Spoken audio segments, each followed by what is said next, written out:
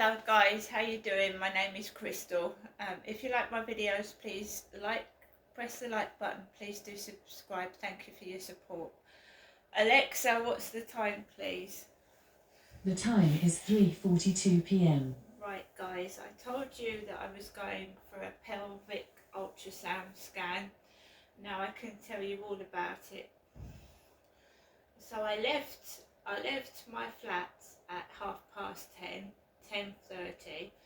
And I took my camera out with me for safety reasons, right?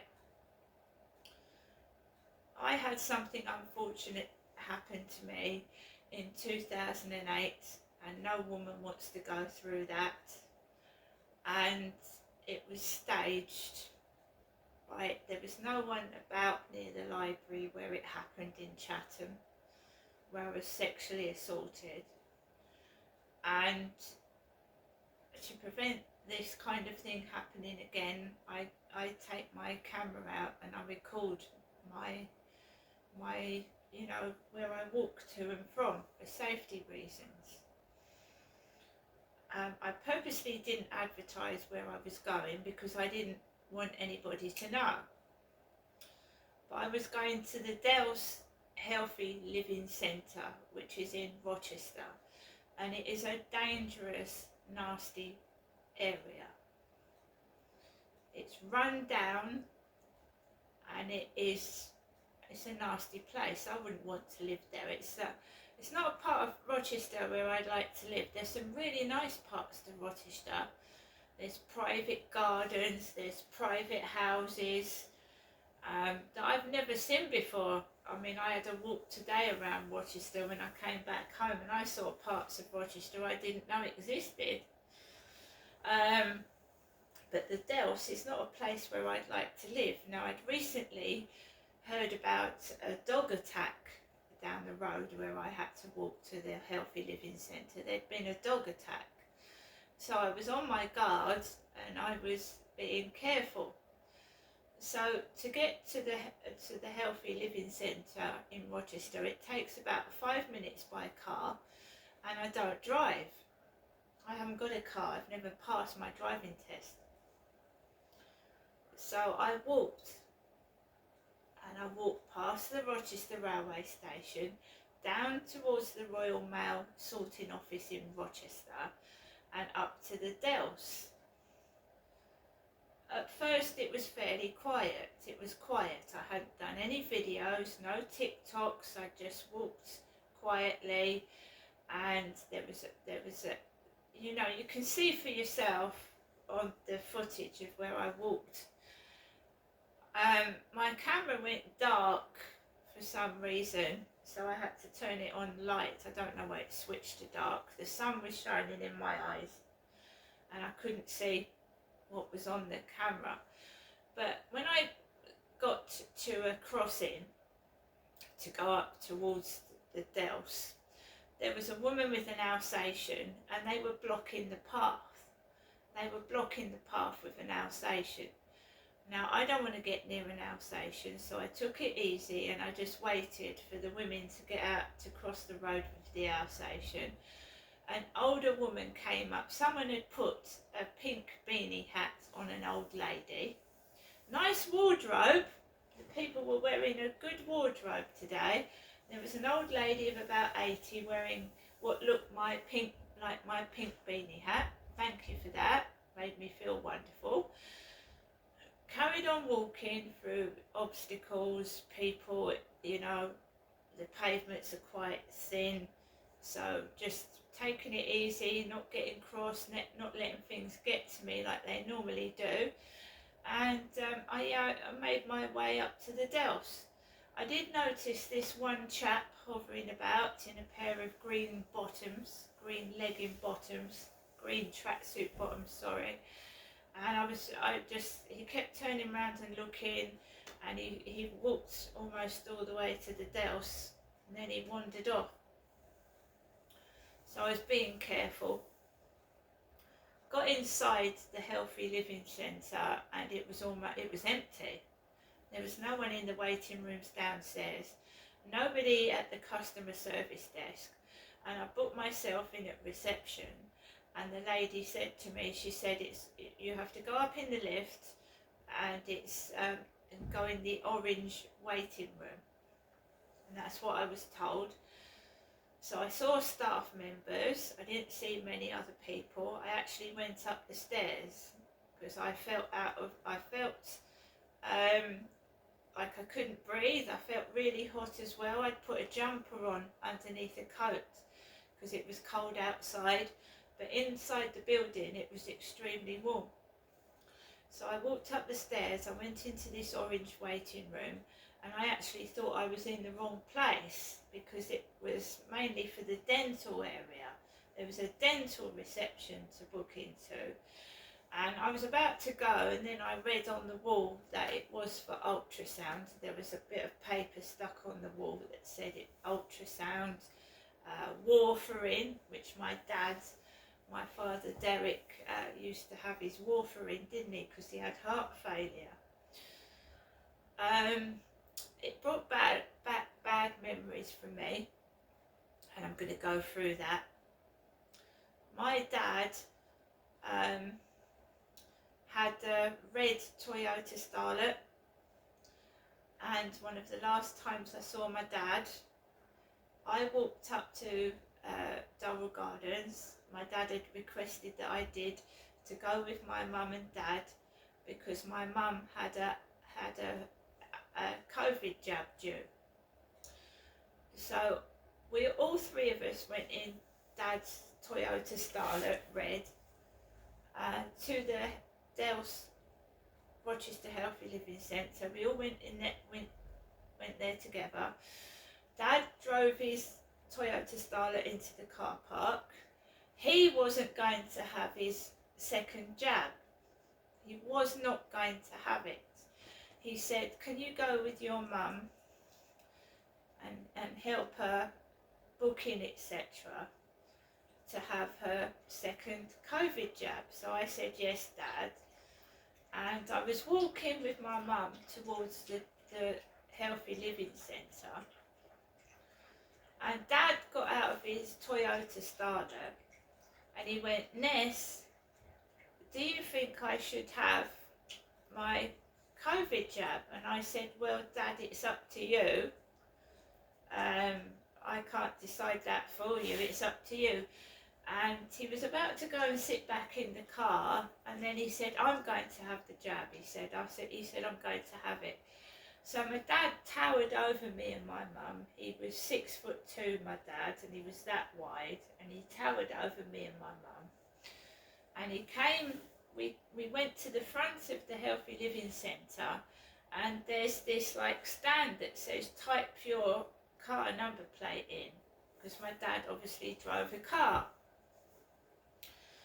So we walked into the Healthy Living Centre, and we walked in, and we was greeted with a man. Remember, this was COVID, with a mask on. We were shown into this, told to go into this room. And my mum was sat in the middle of the room, and I was sat next to my dad. So my mum was sat on her own in the middle on a chair, and me and my dad sat next to each other. And it was like a circle of us, or a semicircle, all sat round my mum, Jennifer, who was in the middle. And it was me that was sat next to my dad. Really, she should have been, because she was his wife, but they'd got me to sit next to my dad. So this blonde nurse comes out with the needles, and she knows my mum. The blonde nurse starts talking to my mum, and everybody's talking to my mum, but they're not talking to my dad and me. So they're all talking to my mother Jennifer, and I think my dad felt a bit like, what's going on here? So the blonde nurse comes out, and my mum says, I recognise you from the doctor's surgery. And the nurse chatted with my mum, all friendly with my mum, and me and my dad were left here. And the nurse gave the jab to my mum first, and then she came over to my dad, and he had the jab. And I just felt like me and my dad were like cut off, and everyone was speaking to my mum. And it's like everything in my life, it felt like a joke. Like me and my dad were being treated like shit. That's what it felt like to me. I never said anything. The jab wasn't for me, it was for my mum and dad. I was just there to support them. Anyway, my dad gets up and my mum goes to me, "You can go home now if you want, Janestra," like she does on the videos. "You can go home now if you like, Janestra." And my dad went, "No, Jennifer, Ness," because Dad used to call me Ness. He went, Ness would like a bit of lunch, wouldn't you, Ness?" I didn't have any money on me and I was struggling for food. I'd just moved into this building, and my dad said to me, "Ness is coming in the car with us. She's coming back home and we'll cook her something to eat." My mum didn't want me to go home with them. She wanted me to like walk home. I had nothing on me.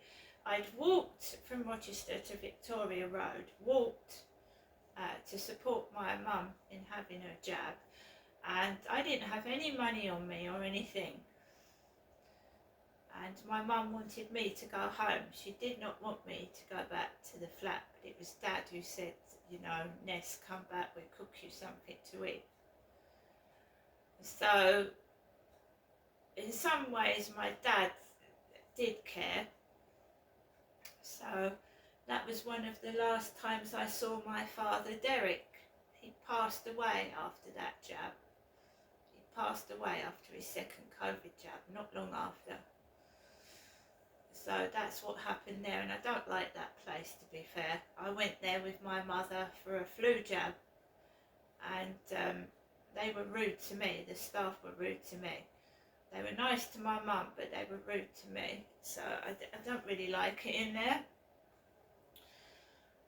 So I waited and waited. No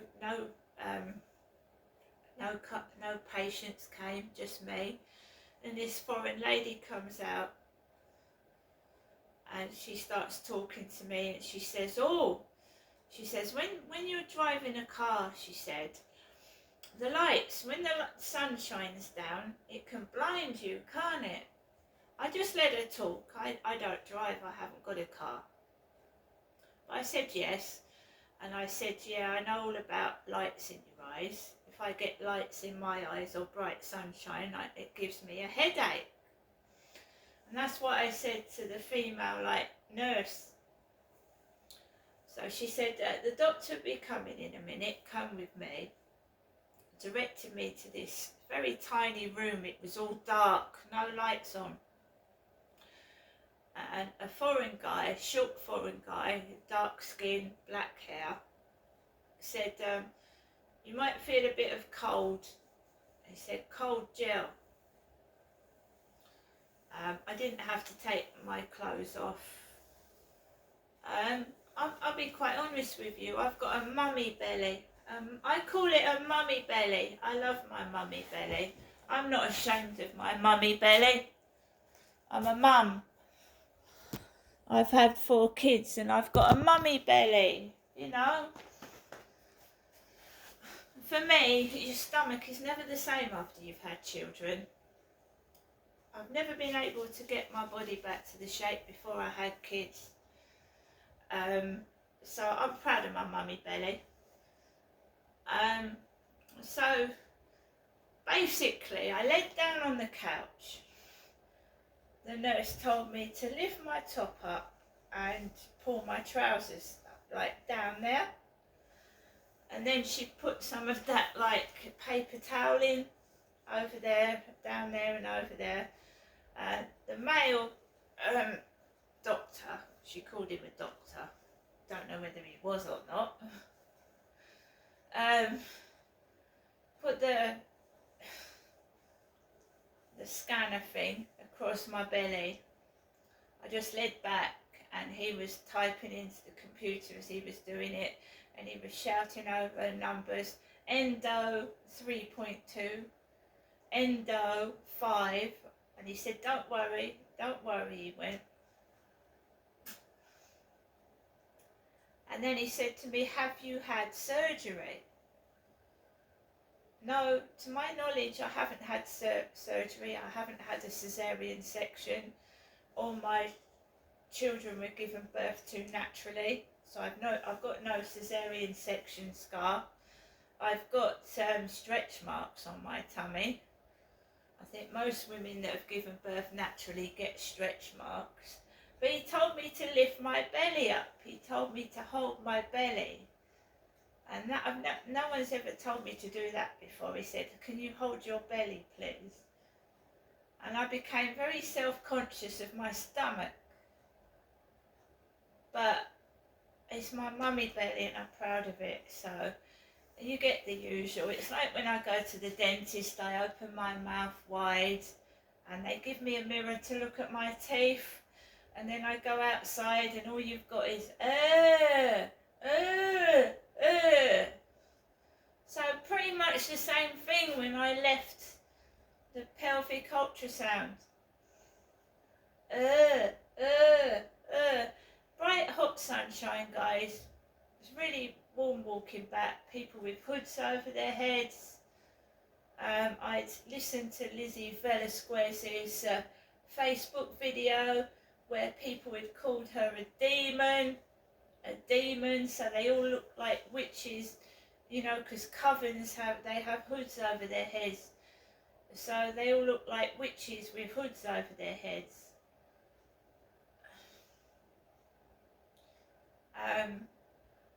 So I walked out of the Dells. I was only in there about 10 minutes. I went to Cazeneuve Street in Rochester, Cazeneuve Street, to put £15 worth of electric on my meter and £15 worth of gas on my meter. And I'm all set for at least 3 or 4 days now. I don't need to go out anywhere, to be fair. I did have a browse in the charity shops, and in my next video I'll show you what I got. I don't think selling second-hand wigs is a good idea. Would you really want to put someone's second-hand wig on your head? Right, whether they were put there as a joke, because I've been called, people say that I'm bald underneath here. This is my hair. I'm certainly not a man. I've had 4 kids. But like Lizzie, people just want to cause you alarm and distress and make your life a misery. And they're not going to make me cry anymore. I cried my last tear over that Pie Zygote character that called me a nasty name. I won't cry again over bullies. No way. They're not worth it. So I looked in a few charity shops.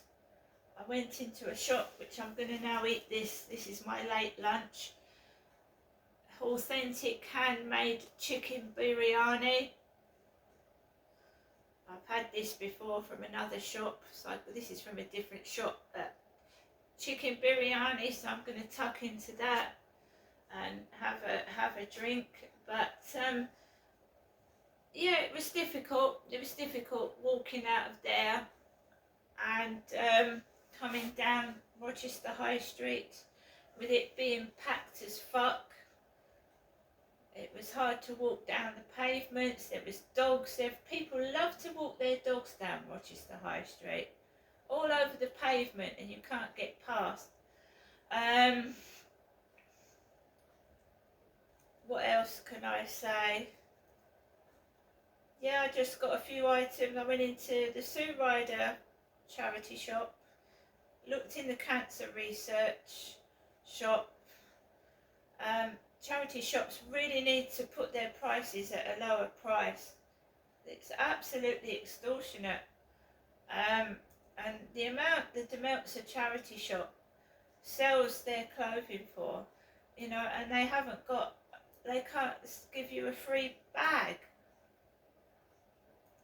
So I had to walk down the street with my items over my arms and try and fit them in a handbag. because a small paper bag that's 50p is not going to hold a coat, is it? A paper bag for 50p is not going to hold a coat. That's ridiculous. I'm all for paper bags if they're big, but I'm not paying 50p for a tiny paper bag that is not going to fit a coat into it. Fair play to the Sue Ryder shop. She gave me a bag. So I bought the coat in the Demeltzer charity shop. I was walking down the road with it under my arms and had to stuff it in my handbag. So I went into the Sue Ryder shop to get a couple of small items, and she gave me a plastic bag. So they're making loads and loads and loads of money, these charity shops, and the items aren't worth that amount of money. And they really need to check the sizes of clothing, because you buy something that's large, it's not large. It ain't large at all. It's tiny. I don't know if someone wants to make me think I'm exceptionally fat, but you know, it ends up being a waste of money. But then you just got to sell it on eBay. Someone else might want it, you know. So guys, I'm at home now. I've had the scan and I'm not angry and I'm not upset. And I just take life as it comes. I'm not getting stressed out over silly things and making myself ill over bullies. Why would I do that for? I shall show you my bits and pieces in the next video.